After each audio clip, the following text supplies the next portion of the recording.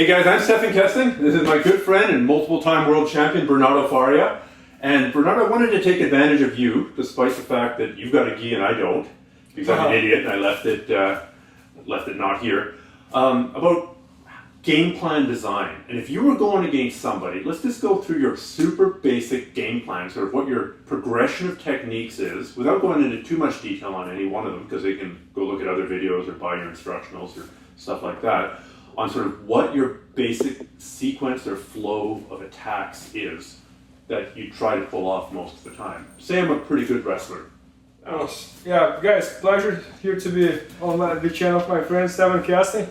And yeah, that's a good question. Every time I'm competing or I'm training against anybody, I always have this theory that I want to bring my opponent to my game as soon as I can.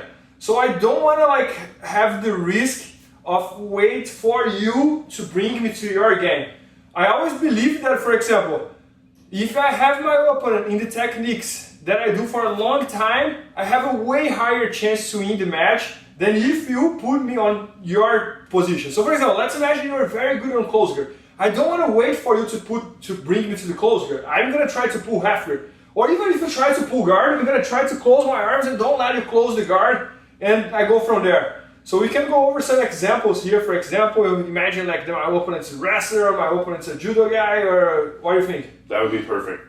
So for example, let's imagine I'm fighting against my opponent, and I know that he's a wrestler, right? So if I know that he's a wrestler, I'm expecting that he's gonna shoot a double leg, or he's gonna shoot a single leg, or anything like that. So for example, from this situation here, I would try to pull the half guard as fast as I can, but being very careful about the single and double leg. So for example, I'm fighting here against Kesting, I would keep myself very low, and right away I would pull half guard. So look, he's really good wrestler, but since the beginning of the match, I have him here on my half guard, right? Now let's imagine that I'm gonna fight against my opponent, and I know that he's gonna pull, he wants to pull guard. So I'm gonna start very low, and as soon as he tries to pull guard, I'm gonna get my both hands on the ground, and right away try to go to the over-under. Right? That's my favorite passing. So look, I started the match on my favorite position, right?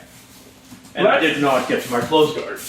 And you don't get to go to a close guard. All I did was I kept my both arms very close in here, and as soon as you try to pull, I just put my both hands on between your legs, so you could not close the guard.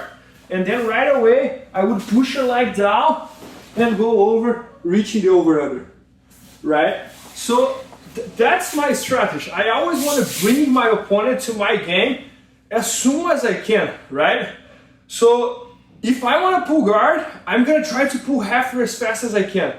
If I know that my opponent is going to pull guard, or I'm going to try to pull first, or I'm going to try to anticipate and go to my position. So for example, maybe he's the type of guy that plays De La Riva. I'm going to try to anticipate and get the over-under before he gets the De La Riva. Does it make sense? Can we go through an example of getting the over-under against De La Riva, please? Yes. It's going to be pretty much the same thing we did, because I'm not going to wait standing here for him to set up the De La Riva and then try to escape from the De La Riva. So for example, let's imagine I'm here, I'm feeling that he's going to De La Riva right away, I'm going to get my buff under hooks and go to the ground, right? So that's my strategy. I always want to anticipate my opponent, bringing him to my favorite game, right? Same thing let's imagine we are both standing. So you can keep your both legs parallel. Yeah, we are both standing here. I know that he likes to pass the guard, like doing Toreano and this and that. So I'm not going to pull guard low here and give him the chance to grab my pants and start it. I'm going to bring him right away to my favorite game, look. And then I'm going to half guard. Once I'm here, there's no Toreano anymore. He's on my game, right? He's on the single leg half guard, or he's on the deep half guard, right? So that's my strategy. I always want to bring my opponent to my game as soon as I can. So I believe doesn't matter which game you play, always try to bring your opponent to your favorite game as fast as you can. So, so in your studying of these positions, like the deep half and the studying of the over-under, how much of your training is dedicated towards getting there, like figuring out ways to get there against spider guard, De La Riva guard, inverted guard? How how much of your training focuses on getting there as opposed to actually doing things from there. Does that make any sense? It makes sense. I think I have been playing this type of game for such a long time. Like, for example, the over-under pass and pressure passing, I have been working since I was a yellow belt, since 2002. So I have been working against all type of guards for a very long time. So nowadays, and I put that on all my DVDs and this and that, I have a way to get out of all type of guards and go to my over-under pass, right?